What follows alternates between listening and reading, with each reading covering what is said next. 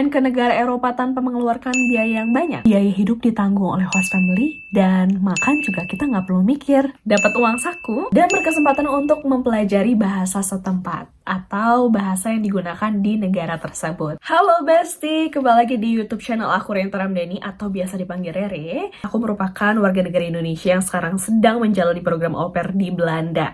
Aku berusia 24 tahun. Di video kali ini aku akan membahas tentang bagaimana cara menjadi au pair, keuntungan apa saja sih menjadi au pair, kemudian pocket money yang didapat berapa, dan yang terakhir adalah syarat dan dokumen yang harus dipersiapkan.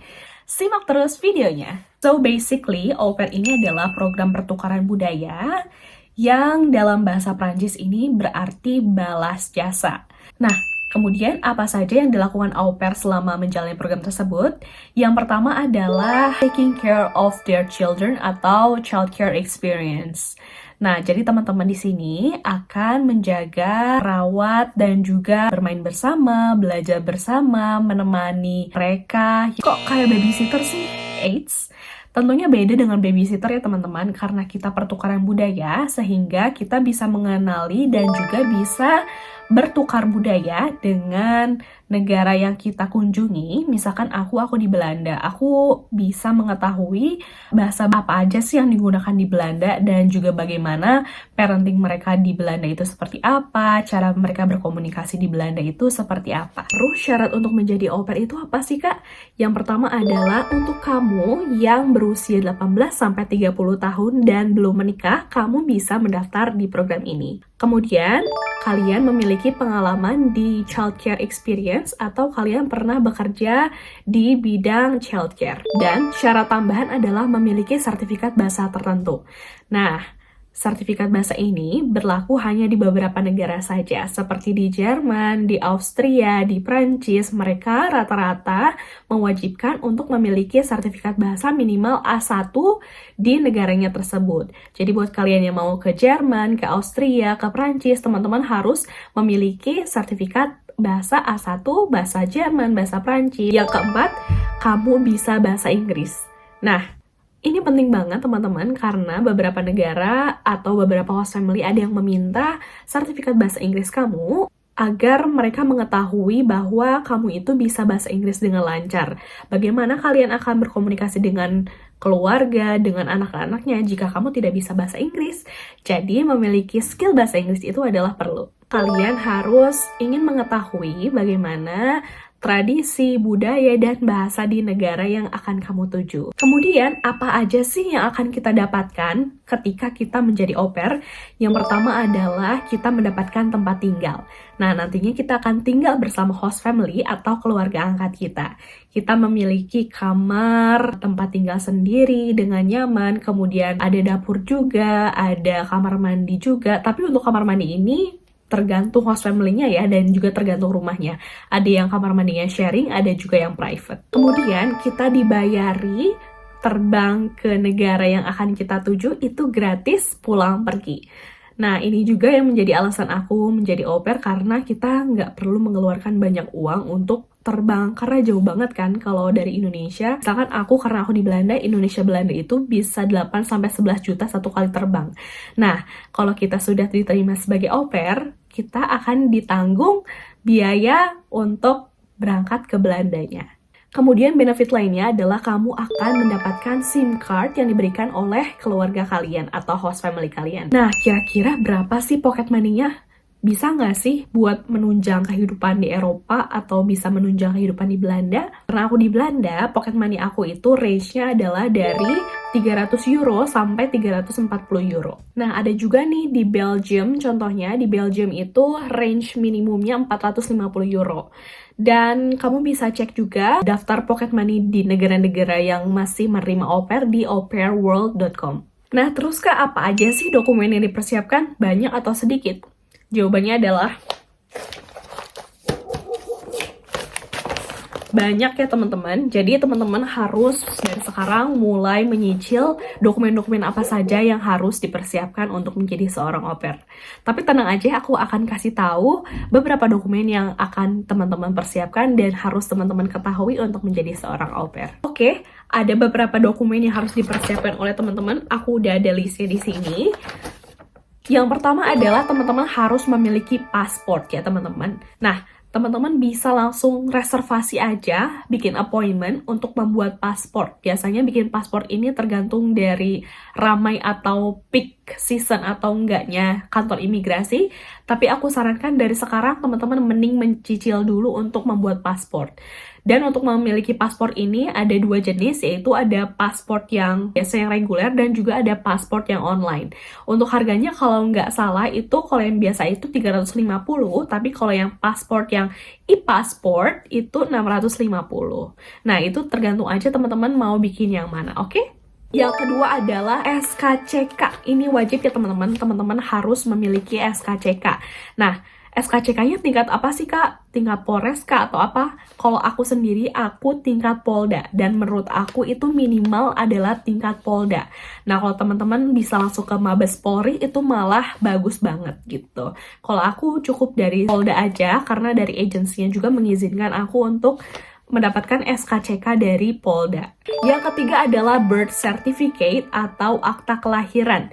Nah, karena kita akan pergi ke luar negeri dan korespondensinya pun dengan orang luar, tentunya akta kelahiran atau birth certificate-nya harus ditranslate menjadi bahasa Inggris oleh penerjemah tersumpah.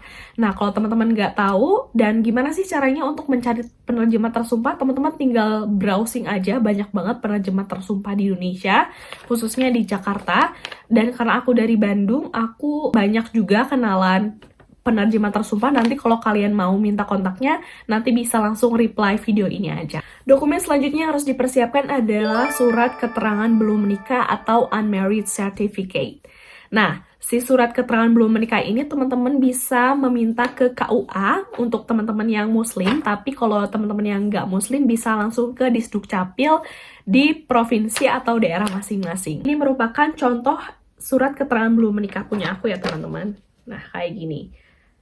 Kemudian surat keterangan belum menikah atau unmarried certificate-nya ini harus ditranslate atau diterjemahkan oleh penerjemah tersumpah juga.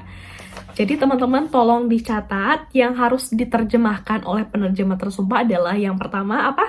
Tadi birth certificate, betul sekali. Kemudian yang kedua adalah surat keterangan belum menikah atau unmarried certificate. Selain diterjemahkan oleh penerjemah tersumpah, teman-teman harus mengapostilkan dokumen-dokumen itu ke Kemenkumham. Nah, tapi untuk tahun ini teman-teman nggak perlu harus ke Jakarta karena di tiap daerah juga sebenarnya udah ada Kemenkumhamnya. Jadi teman-teman nggak perlu ke Jakarta, tinggal cari saja Kemenkumham di daerah teman-teman yang bisa melakukan apostil dokumen kalian.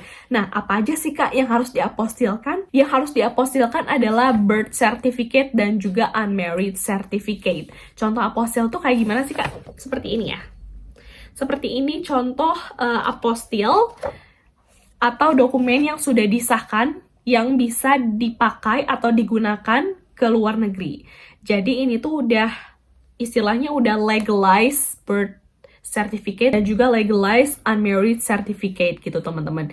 Jadi dokumen tersebut sudah disahkan oleh Kemenkumham dari Indonesia. Ini menyatakan bahwa ini dokumen kamu warga negara Indonesia yang sudah disahkan oleh negara dan sudah bisa dipakai secara legal di negara yang kamu tuju untuk au pair, khususnya di Belanda. Oke, kita lanjut ke dokumen selanjutnya adalah proof vaccination against COVID-19. Jadi teman-teman yang udah vaksin COVID itu nanti bisa melampirkan sertifikat vaksinnya ya. Tapi ini juga optional karena tergantung dengan agensi yang akan berhubungan dengan kalian dan agensi yang ditunjuk oleh host family kalian. Kemudian dokumen yang harus dipersiapkan adalah cek kesehatan.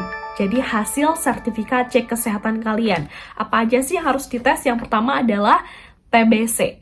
Nah, ini harus make sure banget teman-teman itu tidak punya riwayat TBC dan sedang tidak ada penyakit TBC juga atau tuberkulosis. Terus yang kedua adalah teman-teman tidak sedang HIV atau mengidap penyakit HIV, itu nanti ada ceknya, cek HIV. Jadi ada cek TBC, cek HIV. Kemudian teman-teman akan diminta untuk cek kehamilan. Jadi biar tahu kalau teman-teman ini beneran single dengan melampirkan proof kalau teman-teman itu sedang tidak pregnant gitu. Jadi nanti ada cek kehamilan dari rumah sakit.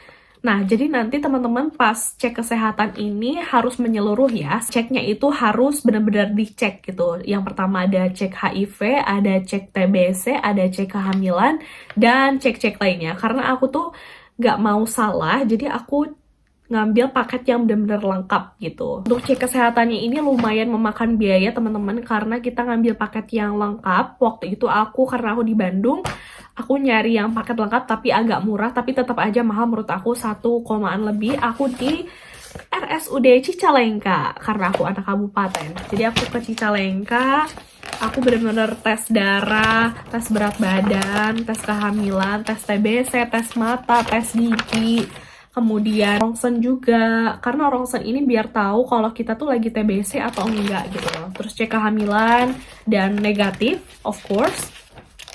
Kemudian aku ada tes kejiwaan juga, karena kalau di agensi aku ini ada in a good physical and mental. Jadi aku tuh harus ada cek kejiwaan juga.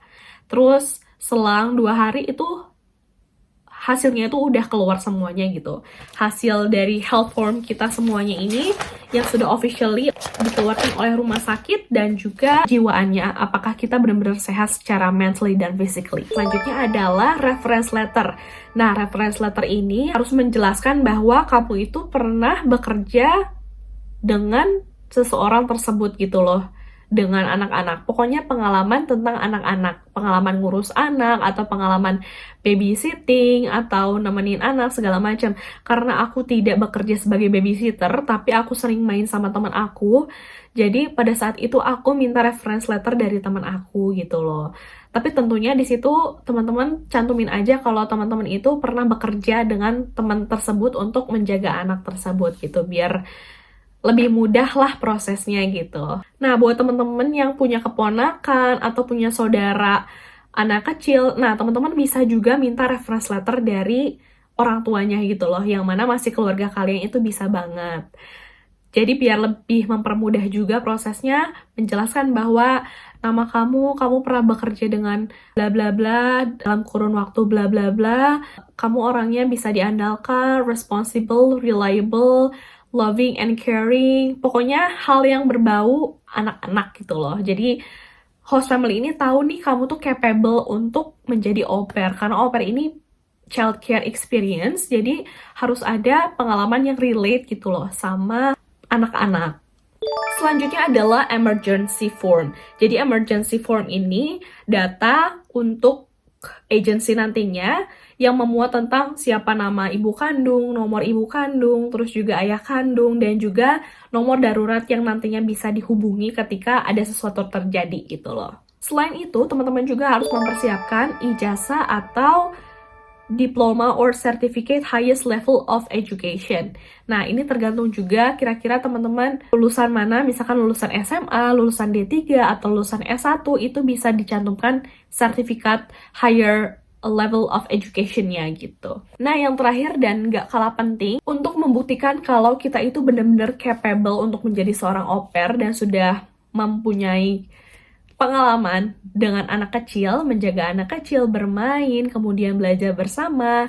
Nah, syaratnya itu adalah mencantumkan 2 pictures of you. Nah, aku kasih tips dari sekarang, kalau teman-teman diminta beberapa pictures of you, teman-teman cantumkan aja foto teman-teman, foto keluarga, foto graduation, sama foto yang teman-teman pas lagi beraktivitas dengan anak kecil gitu. Ini kaitannya dengan reference tadi, karena teman-teman sudah bekerja dengan misalkan dengan tante, dengan keponakan, atau dengan teman, teman-teman harus mencantumkan foto dengan anak-anak tersebut, biar si host family-nya itu lebih aware dan lebih percaya gitu loh. Oh, orang ini capable nih untuk menjadi au pair gitu. Nah, kalau aku kayak gini, aduh malu banget lagi. Nah, kamu bisa jelasin juga per fotonya. Ini misalkan, ini foto aku graduation, ini foto aku ketika aku misalkan babysitting. Padahal sebenarnya nggak babysitting banget sih, cuma main aja. Tapi teman-teman harus bisa mengolah kata-katanya gitu ya. Terus aku juga jelasin kalau aku tuh suka main sama kucing, aku suka kucing, aku penyayang kucing. Terus aku juga cantumin foto aku bersama teman-teman aku gitu loh. Dan yang terakhir adalah ketika aku berinteraksi dengan anak-anak sekolah atau anak-anak kecil supaya bisa lebih dipercaya oleh host family. Dan biar bisa host family-nya itu trust gitu loh sama kamu, bahwa kamu tuh capable dan kamu tuh layak untuk di-hire menjadi au pair. Nah, sekian beberapa dokumen yang harus teman-teman persiapkan. Lumayan banyak, tapi percaya kalau teman-teman udah nyicil dari sekarang, semuanya akan terasa mudah gitu loh. Nah, untuk teman-teman yang punya pertanyaan seputar dokumen atau persyaratan apostil atau penerjemah tersumpah, bisa banget tanya ke aku melalui kolom komentar di bawah, atau teman-teman juga bisa follow aku di social media Instagram dan juga TikTok @rainitra. Pokoknya kita ketemu di Eropa, kita wujudkan mimpi-mimpi kita selaku warga negara Indonesia, bahwa kita juga bisa jalan-jalan, kita bisa merasakan vibes di Eropa itu seperti apa.